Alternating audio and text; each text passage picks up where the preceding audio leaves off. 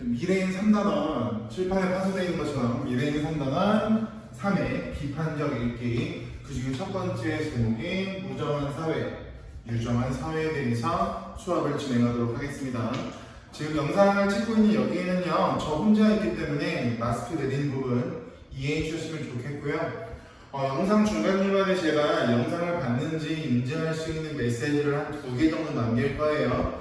그래서 그 메시지를 저한테 영상을 보신 다음 개인톡으로 보내주시면 이 이후에 진행해야 되는 학습 과제에 대해서 배부할 예정이니까 처음부터 끝까지 영상 집중해서 학습하시는 거 잊지 않으셨으면 좋겠습니다. 미래인 독서 자습서 기준으로 118쪽 보시면 3. 비판적 읽기라고 나와 있습니다. 여기서는요, 어떠한 글쓰기 또는 어떠한 작가가 쓴 글을요, 무비판적으로 수용하는 것이 아니라 나의 어떠한 기준점을 가지고 면밀하게 살펴보는 행위를 비판적 읽기 또는 옳고 그름을 따져가면서 보는 것을 비판적 읽기라고 하는데, 그 부분에 대해서 집중적으로 배워보도록 하겠습니다. 1번 비판적 읽기의 개념입니다. 비판적 읽기라고 하는 것은 글의 내용이나 정보나 관점 등이 밑줄 올바른지 따져가면서 읽는 활동이 돼요. 그러면 무언가를 따질 때의 기준점이 필요할 거야. 막무가내로 따진다라고 해서 근거가 완벽할 수 없을 거고요. 막무가내로 따진다라고 해서 나의 의견과 나의 생각이 상대방에게 전달되는 건 어려움이 있겠죠. 그래서 어떠한 기준점을 가지고 올바른지 따져보면서 읽어야 되는지는 뒤에서 배울 거고, 본문 이어서 보겠습니다.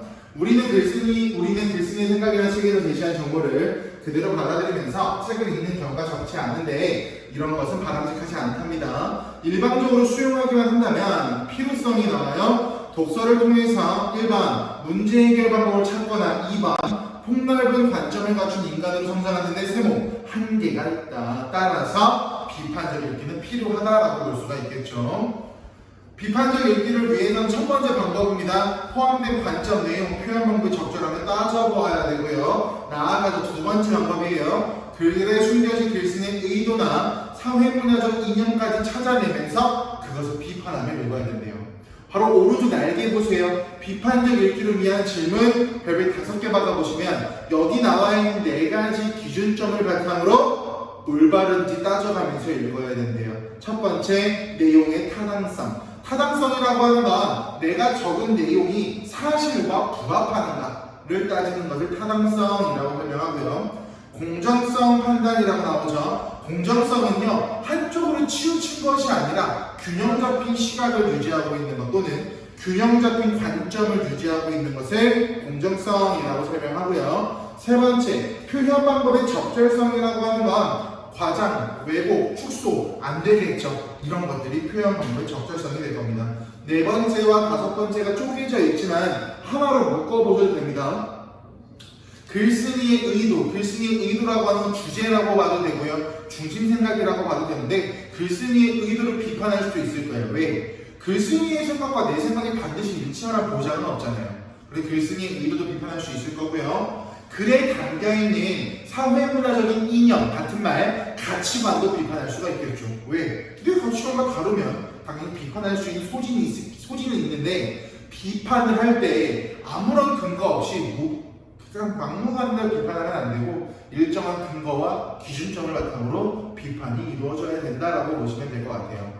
아래 나와 있는 내용을 한 번씩 읽어보시면 큰 어려움은 없기 때문에 우리 바로 본문으로 갈게요. 페이지 120쪽입니다. 무정한 사회와 유정한 사회. 오른쪽 날개의 제재형으로 먼저 보실게요. 갈래 논설문. 성격, 논리적, 설득적. 논리적이라는 글자에 논 동그라미 쳐보시고요. 설득적이라는 글자에 설 동그라미 쳐보시면 이 2가지를 합쳐서 논설문이라고 한다고요. 즉, 상대방을 논리적으로 설득하는 글이 논설문이에요. 그러면 논리적으로 설득하려면 반드시 내가 말하고자 하는 주장이 나올 거고요. 이 주장을 뒷받침하는 근거가 나오겠죠. 그래서 주장과 근거의 관련성, 연관성, 타당성을 정확히 보셔야 이 글을 이해하실 수가 있을 겁니다. 세 번째 동그라미 대조적. 여기서는요, 칠판에 적혀있는 것처럼 무정, 즉 정의가 없는 사회와 유정, 정의가 있는 사회, 이 2가지를 대조시킬 거니까 이 한 편의 글에서 가장 많이 나오는 표현 방법은 대조법이라고 볼 수가 있겠죠. 주제, 정의 논술을 길러 대한 사회를 확인 넘치는 유정한 사회로 만들자 합니다. 이게 무슨 말인지는 가끔 본문에 나오니까 본문 보면서 볼 거고, 지난 시간에 학습을 했기 때문에 정의 논술에서 정의가 뭐고 돈수가 뭐고 화기가 뭔지는 학습이 되어 있을 거라고 판단합니다. 학습이 안 되어 있으신 분들은 본문 보면서 정리하시면 되고요. 특징 첫 번째, 자신의 주장을 내세우기 위해서 정의와 동수의 개념을 정의하였다니까 정의와 동수의 개념을 정의하면서 근거를 활용하고 있다라고 하는 문장도 적절하겠죠. 또 무정한 사회의 모습과 유정한 사회의 모습을 동그라미 대조적, 이 두 가지를 비교 대조하는 게 여기서 가장 많이 나오는 포인트라고 했고요. 당시에 대한 사회를 무정한 사회로 파악한 뒤 끊어. 그러면 이 글을 쓴 글쓰이는요, 당시에 대한민국이라고 하는 대한사회가 무정사회다라고 말했으면 우리나라라고 하는 대한사회를 비판하고자 하는 의도도 가운데 숨겨져 있겠죠. 정의 논수의 힘쓰자고 주장한답니다. 바로 본문 들어갈게요. 처음 정의라고 쳐보세요. 아래 나오죠. 서로 가깝게 지내어 친하게 친하여진 정. 반면에 돈수가로 쳐보시면 돈수는 두텁게 만드는 걸 돈수라고 합니다. 그러면 여기서 말하는 정의 돈수라고 하는 네 글자를 종합했을 때 어떤 의미가 나오는지는 아래 문단 보고 파악해 볼게요. 정의는 네모처럼 있죠. 친애와 동정의 결합이다. 정의라고 하는 설명 방법이 나오고 있는데 친애가 뭐고 동정이 뭔지 우리가 모를 것 같아서 한 번 더 친절하게 설명해 주고 있습니다. 볼게요. 친애란, 그럼 친애에 대한 개념 정의가 나오겠죠. 부모가 자식을 보고 귀여워서 정으로서 사랑하며, 동정이란 자신이 당하는 고와 낙을, 여기서 말하는 고라고 하는 글자는요 고통이고요, 낙이라고 하는 건 즐거움이라고 보시면 돼요. 고통과 즐거움을 자기가 당하는 것 같이 여깁니다. 끊어. 여기까지 정의라고 하는 건 친애와 동정의 결합인데 친애는 뭐고 동정은 뭐다라고 설명했으니 정의라고 하는 두 글자의 뜻에 대해서 명확히 개념이 잡히겠죠. 반면에 돈수는 있는 정의를, 그럼 돈수와 정의라고 하는 건 밀접한 연관성을 가지고 있겠네. 의미줄 더 커지게, 많아지게, 두터워지게. 그러면 다시 말해서라고 하는 접속 표현은 앞에 나온 내용을 요약하고 정리하고 강조하는 효과니까 교과서에 나와 있는 것처럼 정의돈수라고 하는 네 글자를 강조한다고 나오겠죠. 같이 보겠습니다.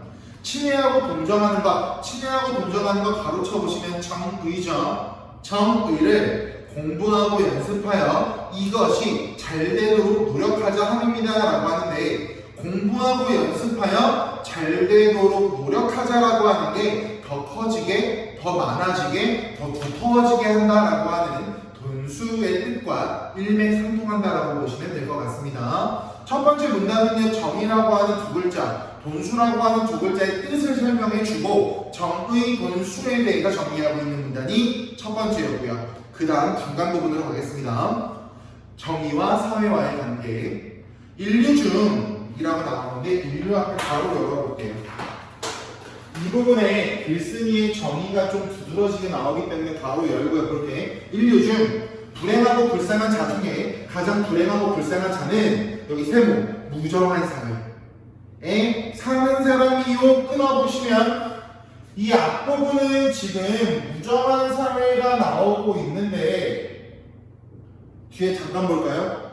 복이 있는 자 중에 다행하고 복이 있는 자는 유정한 사회에 사는 사람입니다 라고 말하면서 뒤에는 유정한 사회에 대해서 이야기하고 있으니까 이 중간 부분에는요 대조법이 사용되고 있다라고 설명할 수가 있겠죠. 그리고 유정한 사회에 있는 사람입니다. 바로 닫아보시면 결국 여기서는요 사회라고 하는 조직이 개인이라고 하는 대상에게 영향을 준다라고도 정리할 수 있을 거고요. 두 번째, 결국 이 글을 쓴 글쓴이의 가치관이 어떤 가치관을 가지고 있냐면 이 글쓴이는요 사람이 살고 있는 사회가 어떤 사회냐에 따라서 죄송합니다. 어떤 사회냐를 가장 중요하게 생각하고 있는 것이 이 글을 쓴 가치관, 그 작가의 가치관이라고 하겠죠. 그럼 여기서 말하는 어떤 사회라고 하는 건 사람이 살고 있는 사회가 무정한 사회야? 아니면 사람이 살고 있는 사회가 유정한 사회야? 라고 말하는 이 부분이 되겠죠. 이어서 보겠습니다. 사회에 정의가 있으면이라고 나오는데 사회에 정의가 있으면 밑줄 쳐보시면 즉 유정한 사회라면 이라고 해석할 수 있겠죠. 유정한 사회라면 화목한 기운이 있고 화목한 기운이 있으면 흥미가 있고 앞말에 꼬리에 꼬리를 물면서 내용이 전개가 되고 있습니다. 우리 어렸을 때 원숭이 엉덩이는 빨개, 빨간에 사과는 맛있어 이런 노래 부르면서 놀았는데 이렇게 앞말에 꼬리에 꼬리를 물면서 내용이 전개되는 방식을 연세법이라고 설명을 합니다. 이어서 볼게요. 흥미가 있으면 활동과 용기가 있습니다. 가로 닫혀져 있는데 결국 글쓰기는요 유정한 사회와 무정한 사회 중에서 정의가 있는 즉 유정한 사회라면 화기도 있고 흥미도 있고 활동도 있고 용기도 존재하기 때문에 글쓰기는 유정한 사회가 무정한 사회보다 더 좋다라는 생각을 드러내고 있다라고 보시면 되겠죠. 이어서 볼게요. 유정한 사회는 메모쳐 있죠. 그럼 유정한 사회와 무정한 사회를 또 비교 대조할 거예요. 대조가 또 나오겠지? 볼게. 태양과 우로를 닮는 것 같고 밑줄 치셔야죠. 뭐뭐처럼 뭐뭐같이 뭐뭐이냐 뭐뭐듯이 직유법이죠. 그럼 이 작품은요 비유적인 표현도 사용되고 있다라고 판단할 수 있을 거고요. 이어서 보겠습니다. 화원에 있는 것 같아서 밑줄 치셔야죠. 마찬가지 직유법. 여기는 고통이 없을 뿐더러 모든 일이 잘 되어갑니다. 1번 유정한 사회의 특징 모든 일이 술술 풀린다. 사람들이 2번 삶에 흥미가 있으니까 용기 내서 일하고 편안함과 즐거움을 줄 일이 넘쳐나는 게 유정한 사회. 그러니까 글쓰기는 유정한 사회를 긍정적으로 보겠죠. 반면에 네모 무정한 사회는 가시밭과 같아서 밑줄 치셔야죠. 직유법이요. 괴로움밖에 없으니까 사람은 자기가 사는 사회를 미워하게 되고 또 비유하면 즉 비유적 표현을 사용해보자면 차가운 바람과 같아서 또 직유법 나오죠. 공포와 우울이 그 사회를 뒤덮고 사람은 매사에 흥미를 잃고 위축된 삶을 살아갑니다. 염세 두 글자의 뜻 볼까요? 세상을 괴롭고 귀찮은 것으로 여겨 비관한다라고 나오는데 여기서 말하는 비관이라고 하는 건 부정적으로만 생각하는 것을 비관이라고 설명합니다. 나약과 불활발이 있을 때라면 여기서 말하는 불활발이라고 하는 건 어렵고 복잡한 단어가 아니라 활발하지 않다라고 보시면 돼요. 활발하지 않을까는 의미며 사회는 사람의 원수가 되니 사람에게 직접 고통을 줄 뿐 아니라 모든 일이 안 됩니다. 넘어가서 볼게요. 무정한 대한사회라고 나오죠. 그럼 무정한 대한사회라고 하는 거 세모 쳐보시면 결국 우리나라 사회 자체가 무정하기 때문에 글쓰기는 이러한 우리나라 사회를 비판하고자 한다라고 추측이 가능하겠죠. 즉 소제목을 보면 앞으로 전개될 내용이 어떤 부분이고 작가의 의도를 추측할 수 있다라고 하는 효과까지 가지고 볼 수 있어요. 이 부분이 가장 명확하게 소제목의 또 다른 기능을 설명할 수 있는 부분이라 여기다 설명했습니다. 바로 본문 들어가서 볼게요. 우리 대한사회는 무정한 사회입니다. 다른 나라에도 무정한 사회가 많겠지만 우리 대한사회는 가장 불쌍한 사회입니다. 여기 밑줄 그 사회의 무정이 나라를 망하게 하였습니다. 밑줄 쳐보시면 글쓴이가 생각하는 교재에 나와있죠. 글쓴이가 생각하는 나라가 망한 이유죠. 글쓴이가 보기에는 무정했기 때문에 우리나라가 망한 거야 라고 생각을 해요. 여러 백 년 동안에 대한 사회에 사는 사람은 죽지 못해서 살아왔습니다. 우리는 여기 세모 쳐보자. 유정한 사회의 맛을 모르고 살아왔으므로 세모 쳐보시면 즉 유정한 사회에 대한 경험이 없다가 되겠죠. 우리는 유정한 사회에 대한 경험이 없었기 때문에 사회의 무정함을 견디는 힘이 있거니와 즉 유정이라고 하는 걸 모르니까 이게 유정인지 이게 무정인지 모른다고요. 그렇기 때문에 내가 살아가는 데 있어서 나는 유정을 모르고 내가 당하고 있는 이 모든 현실을 그냥 그러려니 하고 넘어가는 상황이 되겠죠. 있거니와 다른 여기 동그라미 쳐보자. 유정한 사회에서 살던 사람. 그럼 유정한 사회에서 살던 사람은 유정한 사회의 경험을 가지고 있는 사람이 되겠네요. 그러면 유정한 사회의 경험이 없던 사람과 유정한 사회의 경험을 하고 있는 이 두 사람을 마찬가지 뭐 하고 있냐면 대조시키고 있죠. 하루아침에 우리 사회 같은 무정한 사회에 들어오면 그는 죽고 말리라고 생각합니다.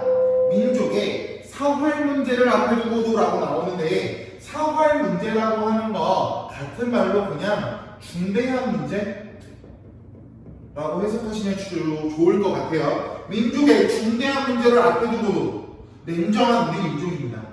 우리가 하는 운동에도 동지간에 정의가 있었던들, 그럼 여기서 말하는 있었던들이라고 하는 건 있었다면 이라고 해석하시면 좋을 것 같아요. 다시 볼게요. 동지간에 정의가 있었다면 효력이 더욱 많았을 것 같습니다 라고 보시면 되겠죠.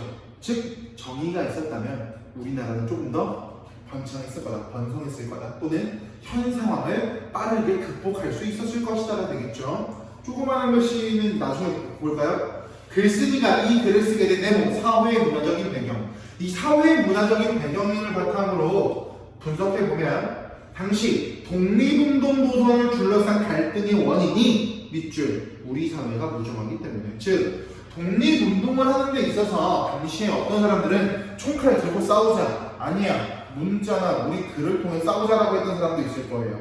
이렇게 독립운동하고자 하는 취지와 목적은 같겠지만 방향이 다르기 때문에 서로 갈등을 했을 거라고. 근데 이 글을 쓴 안창호 선생님께서는 이러한 독립 노선 운동의 갈등이 우리 사회가 무정하기 때문이야 라고 설명하고 있다고요. 정의가 있어야 가로쳐 보시면 결국 정의가 있어야 라고 하는 글자는요, 우리 사회가 또는 우리 대한 사회가 유정한 사회가 되어야 라고 해석할 수가 있겠죠. 우리 사회가 또는 우리 대한 사회가 유정한 사회가 되어야 단결도 되고 민족도 흥하는 법입니다. 즉 우리 민족이 단결하고 흥하기 위해서는 반드시 유정한 사회가 되어야 한다 라고 주장하고 있겠죠. 아래 보시면 교과서 내용 확인에 유정한 사회의 모습과 무정한 사회의 모습을 대조하고 있는 박스가 하나 나올 겁니다. 내용일치 문제로 자주 나오는 박스니까 꼭 여러분들께서 알고 계셔야 될 것 같고요. 넘어가서 볼게요. 정의는 본래 청구한 것이었만, 정의 동그라미 앞에서 계속 말하고 있는데 이 정의라고 하는 건 친애라고 하는 것과 동정이라고 하는 두 가지가 결합된 게 정의라고 했습니다. 우리가 알고 있는 정의와 조금 달라서 한 번 더 강조합니다. 유교를 성장하는 데서 우리 민족이 남을 공경할 줄은 알았지만 남을 사랑하는 것은 잊어버렸습니다. 혼상, 제사도 허례로 기울어지고 진정으로, 지금 말하는 진정으로라고 하는 건 진심에서 우러나서라고 해석하시면 돼요. 진심에서 우러나서 하는 일이 별로 없어요. 여러분들의 유년 시절 회고, 즉 회상해 보세요. 사람과 사람 사이에 서로 사랑하는 정이 생기면 당연하지만 우리 사회에서는 부모, 자녀, 형, 아우 사이 아무런 친애와 동정이라고 하는 정의가 없대요. 어른들은요, 아이들을 대할 때 한 개인의 완힘을 위해 보세요. 장난하며 희롱하는 대상이랍니다. 여기서 말하는 희롱이라고 하는 건 논다라고 보시면 돼요. 장난하며 노는 대상이라고 해석하시면 되고요. 아래 조그마한 것이 볼까요? 어른들이 어린이도 인격적으로 대접받을 권리가 있지만 인격적으로 대하지 않고요, 장난하며 희롱하는 대상으로 여기는 게 문제예요. 또 그리하여 그 울고 웃는 꼴을 보기 위해서 울려도 보고 웃고도 봅니다.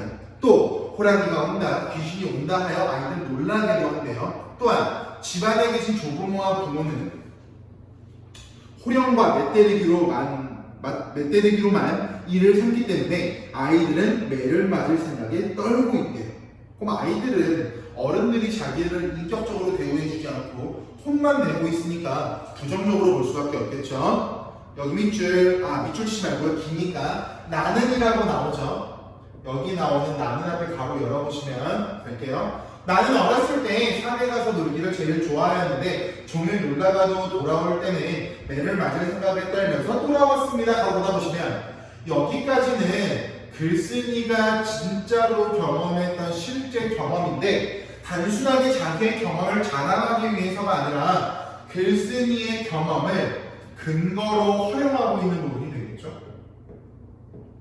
이어보겠습니다. 게다가 걸핏하면 아이들을 잘못하였다고 내쳤습니다. 제 부모의 집에서 쫓겨나와 울면서 빙빙 돌아다니는 꼴을 참으로 기가 막혀 볼 수 없습니다. 갑자기 논설문, 즉 주장과 근거를 제시하다가 글쓴이의 감정이 조금은 직접적, 직설적으로 드러난 부분이죠. 조금만 것이 볼까요? 글쓴이의 감정을 밑줄 직접적으로 드러내면서 사회 문제점을 강하게 비판한다. 그러니까 논설문은요, 주관성 또는 주관적인 정서 표현을 좀 자제해야 될 필요성도 있어요. 왜? 내가 말하고자 하는 주장 자체가 주관적이기 때문에 근거는 일반적으로 객관성을 띄워야 되거든요. 하지만 이렇게 감정에 호소해서 상대방을 더 내 쪽으로 설득하기 위해서 때로는 글쓴이의 감정을 섞어서 표현할 수도 있다는 점 알고 계시면 좋을 것 같습니다. 이같이 하여 광고에서부터 공포심만 가득한 생활을 하던 아이가 가정에서 벗어나서 학교에 가면 훈장이라는 이가 또한 호랑이 노릇을 합니다. 아이가 학교에 가고 싶어서 가는 것이 아니라 부모가 가라니까 공포심에 마지못해서 가는 것입니다. 교환에 생략된 단어를 넣어서 읽으면 이해가 좀 더 쉽겠죠. 또 시부모와 며느리, 형과 아우 모든 식구가 다 서로 원수입니다. 관민간에도 그러합니다. 리, 면, 군, 도에 가보십시오. 리, 면, 군, 도라고 점점 범위가 확대되고 있죠. 어디서든지 찬바람이 아니 부는 데가 없다. 여기서 말하는 찬바람이라고 하는 건 서로서로를 원수처럼 여긴다고 보시면 돼요. 즉 무정한 사회에서는 서로서로 원수처럼 여긴다라고 보시면 되겠죠. 그보다 더 기가 막힌 것은 남녀 간의 무정함. 우리네 가정에서 부부가 많이 서로 웃었다가는 큰 결단이 나. 남녀 사이에는 정의가 전혀 끊어져 서로 볼 수도 없는데 따라서 앞에 가로 열어보시면 돼요.